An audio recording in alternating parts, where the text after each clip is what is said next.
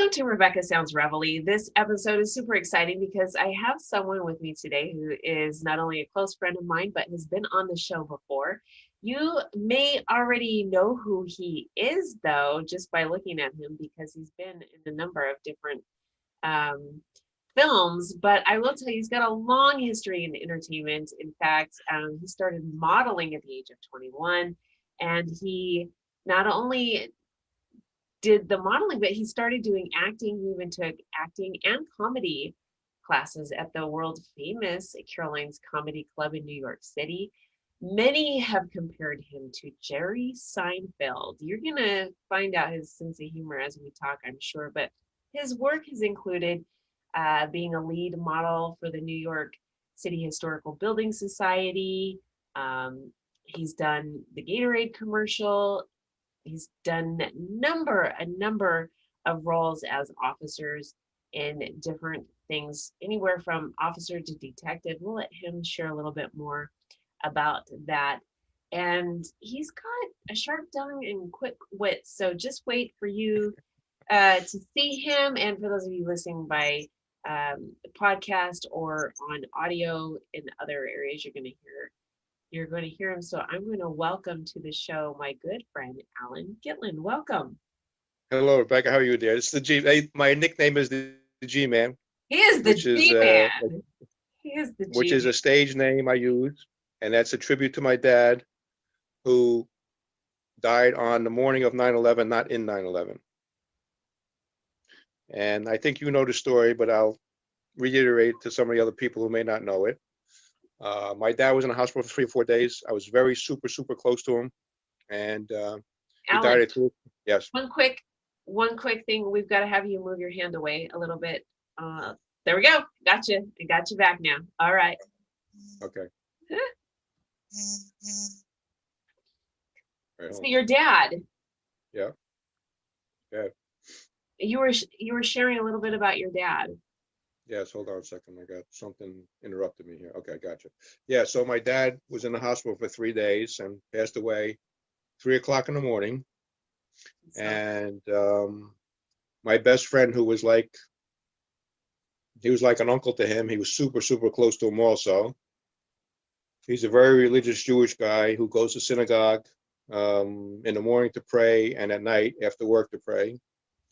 And he went to pray that morning, not knowing that he was dead already. And a gentleman who was praying with him said, "Could you stay an extra couple of minutes? Because I know you're going to New York on the train. I need a ride to the train." And he said, "Yeah, I'm saying an extra prayer for my uncle. I'm going to stay a little extra. I will take you to the train." He did not know my dad was dead. He stayed extra 15 minutes. They were the first train not allowed to go into New York from where I live, which is about 40 minutes outside of New York City. And he worked in Tower 1, and he would have been dead probably, or under the World Trade Center, 1 or 2, I don't know. So actually my dad dying, and I'm very proud of this, saved his life. Uh-huh. It's a really cool story, and I tell it often. And I was just with my best friend today, actually. We discussed it again today, actually, how close we are and how we become close again after a lot of years, and how close he was with my dad, and how I'm very proud that my dad kind of saved his life in a way, dying. It's really a good story, a touching story, and our families. It is. And our families have been intertwined for 56 years through deaths and weddings and all that, and divorces, and we've never had a fight. Him and his brother, and we have a third friend that lives about an hour away from me. And all 3 of us, our parents were friends, and we're still friends all these years. And that's pretty cool. Really It is pretty cool. I mean, there's so many disconnects now that you don't hear very often of families that have remained really close and intertwined, as you said. For years and years and years. We have this disconnect now where we don't even talk to our neighbor. Well, we don't talk to our brothers and sisters, like, if we can help it. I know my sister, sometimes if I don't call her, she doesn't call me, and she's only in Florida, so it's not a big deal. But that's okay. It is what it is. You know, it's funny because the 3 of us, it's him and his brother, another guy, and they lived across the street from each other. And my friends were better friends with both of them than they were with each other. And I'm the same way. I'm the one, my parents were the glue that kept them, everybody together. And I'm the glue that keeps everybody together. Kind of weird, kind I of think funny. it's neat. I think it's pretty amazing too. But through the years, you've done a lot of different things. But Yeah. acting and comedy is right. Yes. Is Yes. that is Yes. your love? I'm an extra extraordinaire is what I call myself. I've done a lot of, I did a thing with Joan London, who I thought it was a sweet, sweet lady and very pretty. And she is so cool. It's one of the first things I ever did in the acting business. I did a commercial with her and Bob Smith called, they were making a show on Investigative Reporter. And it was one of the first things I did. I didn't get paid for it because I wanted to get on my resume. And they did one take about 40 or 50 times. And I thought this was so cool. Joan London stands up and she says, you know, us professionals stink. You extras are great. I just thought that was so cool that she would stand up and do that, you know. It was really cool. And she's a very nice lady, very pretty lady, actually, very pretty. I've been in a extra in a Bounty Hunter with Jennifer Aniston and Bradley Cooper, a small little bit part. If you blink, you miss me, but I got paid. I was in an XFL commercial 20 years ago that was shown locally here in New York for, I don't know, like 3-4 months with the XFL and Stacker 2 and WWE. And that's a very funny story.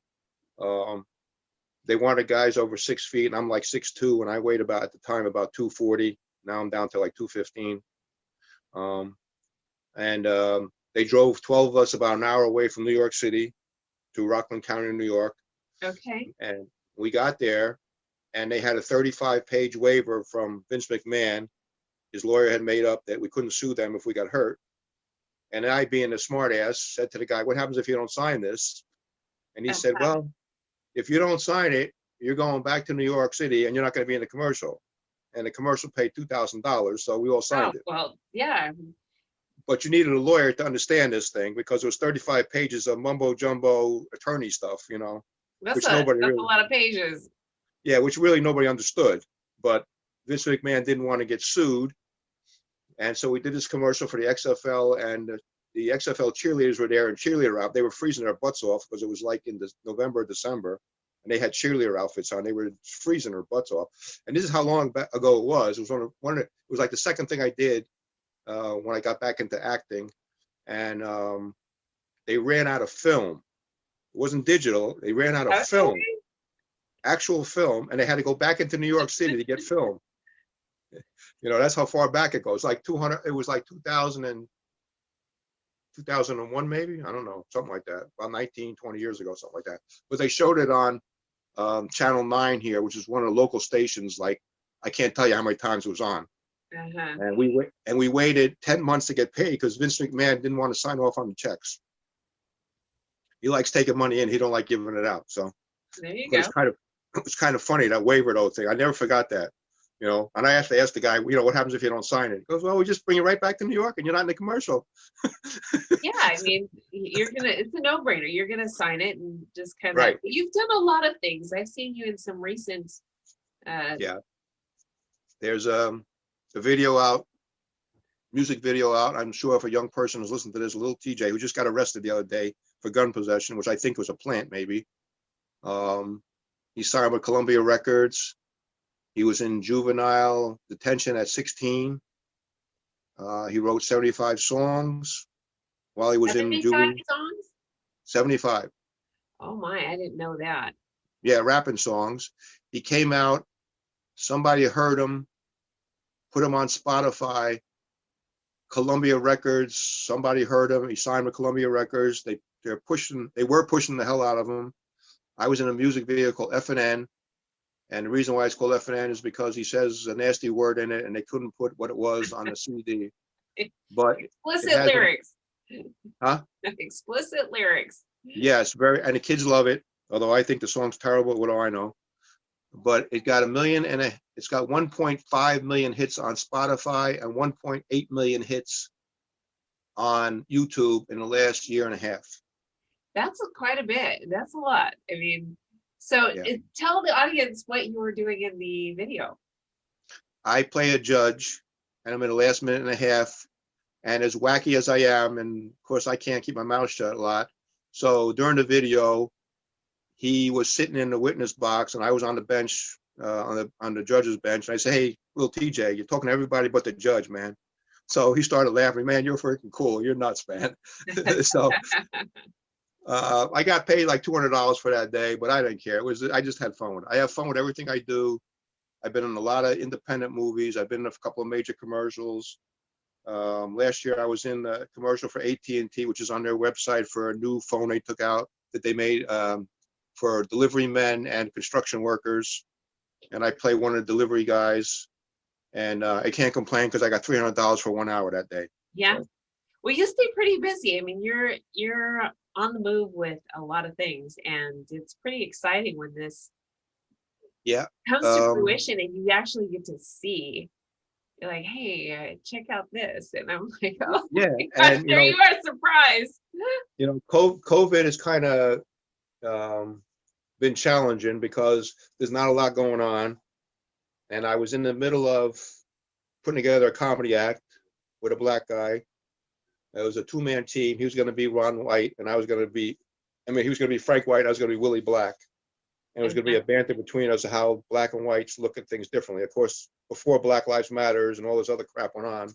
And we actually had a guy who's going to get us booked in a lounge in Atlantic City, who I became friends with. And he loves my humor because I wrote all the bits. And he's in Roanoke, Virginia right now. But if he comes up to Atlantic City, which he usually spends 6 months out of the year, but he hasn't been here since COVID, him and I may put an act together because he loves the way I think and loves my humor.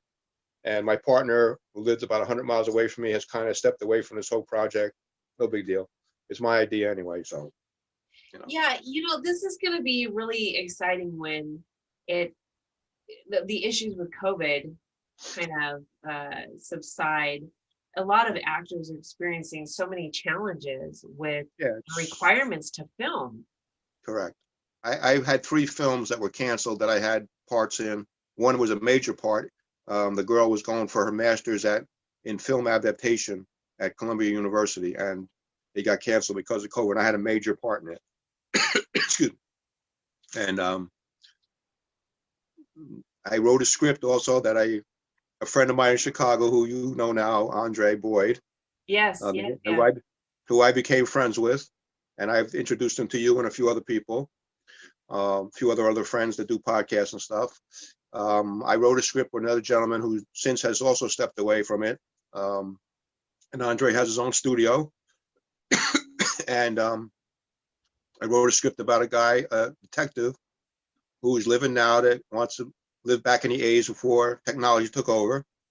And he's a cross between Columbo and James Bond. And he's Columbo because he figures stuff out with his gut. And he's James Bond because he's betting everything in sight, including the secretary. Uh-oh.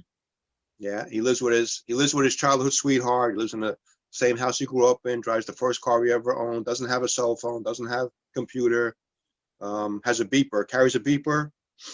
And when his beeper goes off, yeah.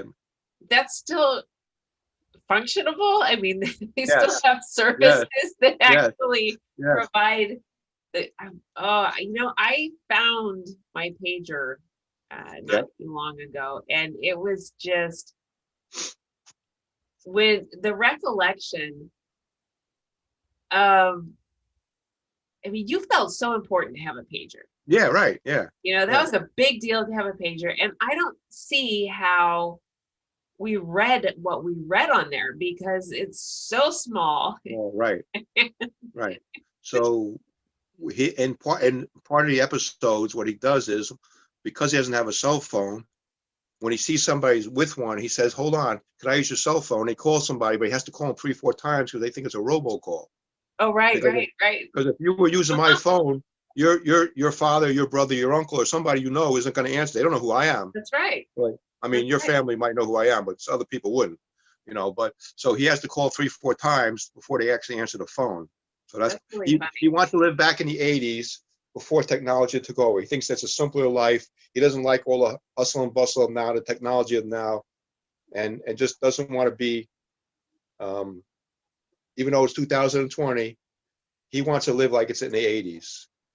So there's a whole backstory about him and his girlfriend and his best friend, and he was a cop at one time, his partner, and there's a whole backstory about all five of them and how they got to where they are now. And I came up with the whole idea.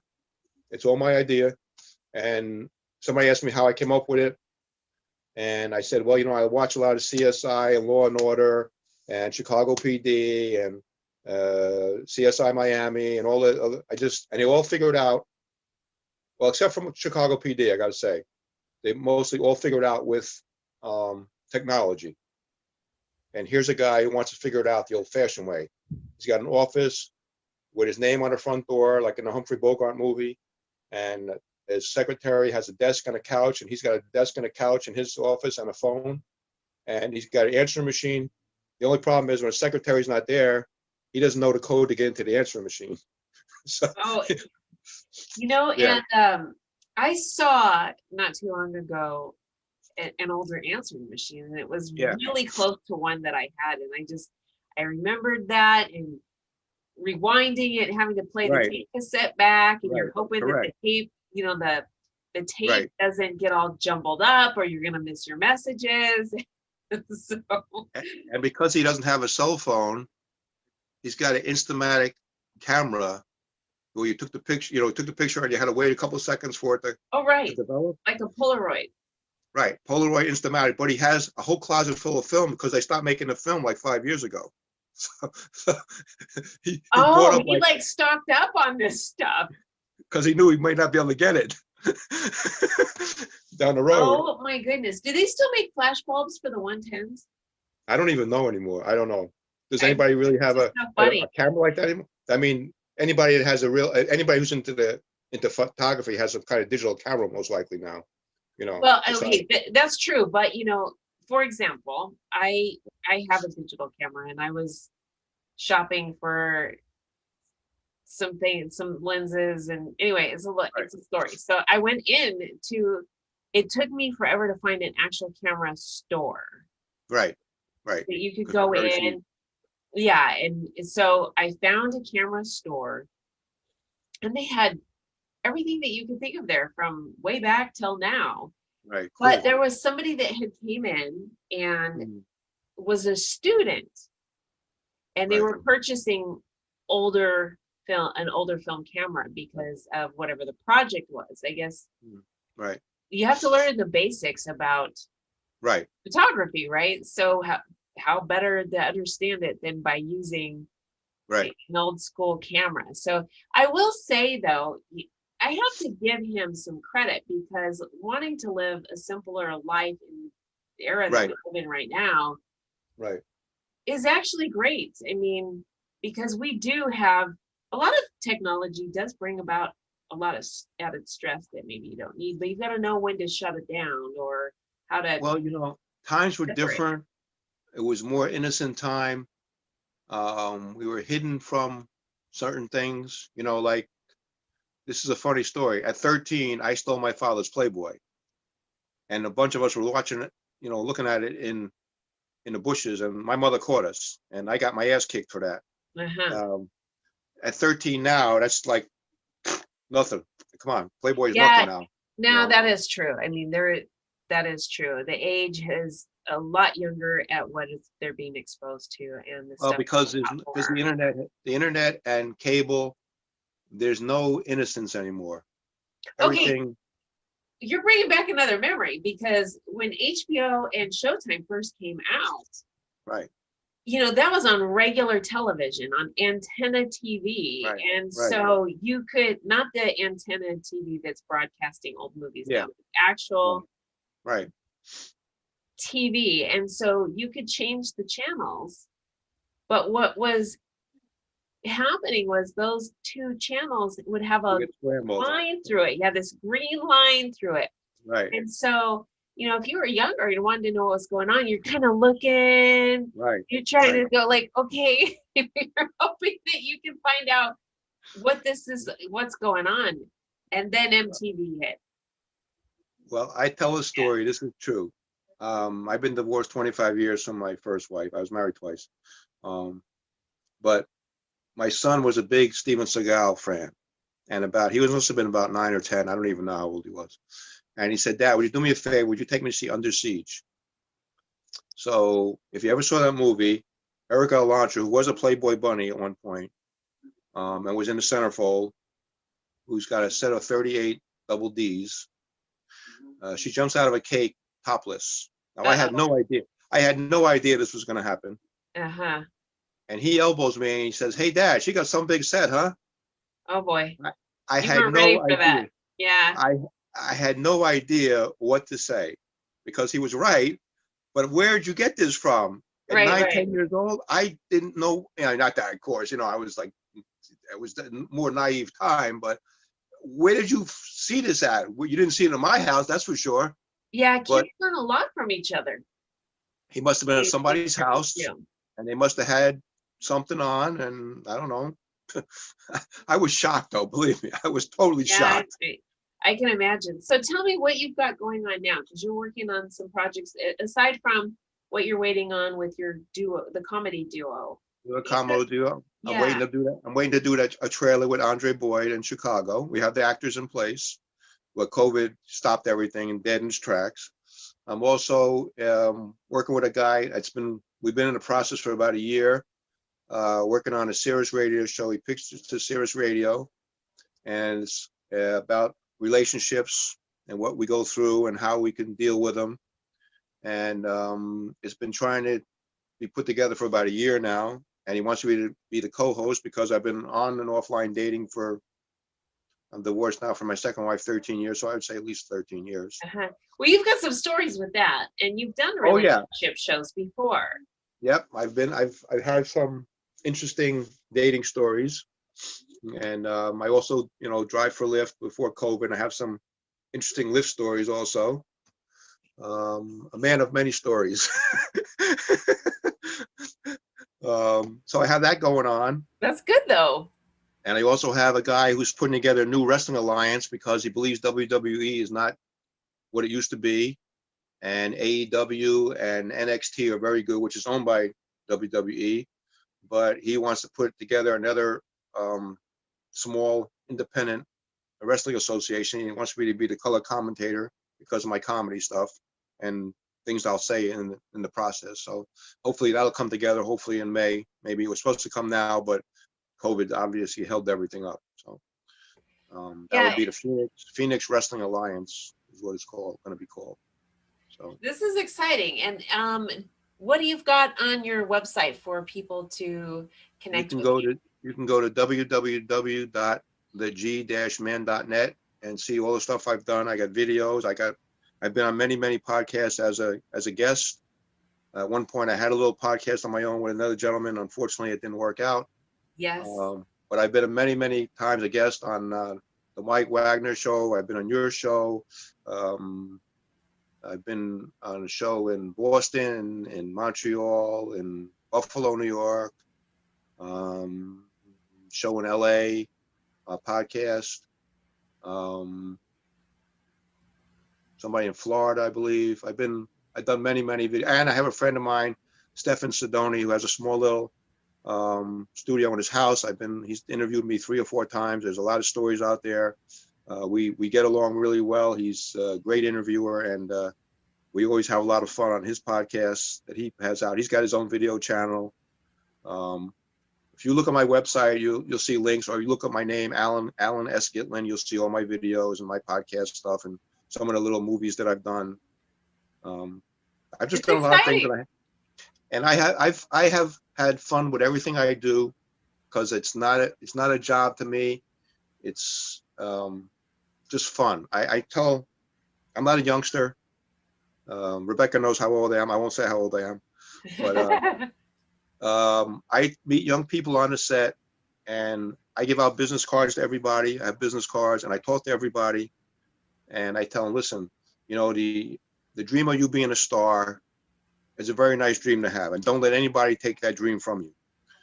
But reality, there's 9,000 actors, and 8,000 are starving, and I say, have some fun, make a little money. You never know who you meet along the way. Rebecca and I have become friends. I've introduced her to some of my friends. She's introduced me to some of her friends. Andre Board, I met online. The guy who's got me involved with this comedy act, I met him online. You gotta network, Yes. and network. 100%. I think that that's something really important to share with the audience. Networking is crucial to anything that you're doing, no matter what business it is that you want to go into, or even just as a hobby, or just growing your professional or personal circles. Networking is just key to it. And I'm just really excited that you are doing all the things that you're doing, and you took a few minutes out to spend some time with us today. I appreciate you so much in so many ways. I know that, babe. And I enjoy, me. You could see how I enjoy this even, and we've become good friends over the last couple of years. I know And it. we've shared stories, and we've some personal, some private. But you've introduced me to some people, and I've introduced you to some people, and that's what we both do, and that's why I think we get along so well. And I was an outside salesman, like I said, and it wasn't all about the sale to me. It was about building relationships, because if you build relationships, you're going to get the sale. That's it. That's exactly right. And then I'm going to leave it on that note, because that's really important. So if you'll say that again, and that's going to take us out. Okay. If you build relationships instead of just not all about the sale, you will get the sale. But salesmen are too busy usually talking and not listening. So if you can help somebody out, even on the outside of the business, let's say they're into cars, or they're into motorcycles or photography, and you know somebody that's involved in that, and you can get them involved with them, then the guy trusts you because you have something in common with him. That's exactly right. Or her, whatever, whoever. I love it. Thank you so much, Allan. All right, Rebecca. Pleasure being on. Anytime. Oh, thank you. Thank you. Oh, I just love it. And again, I'm just so appreciative of you, and all the time. And I want to thank all of you for tuning in to another episode of Rebecca Sounds Reveille. We ask that you connect with Allan on all the social media. Check out his website, check out his shows, the things that he's done and where he's going, because you're going to have a lot of laughs and a lot of fun. And you never know, if you connect with him, what kind of circle is going to be brought about from that, and how much it's going to grow. So definitely make your connections with him, and share the show with everybody that you know across social media.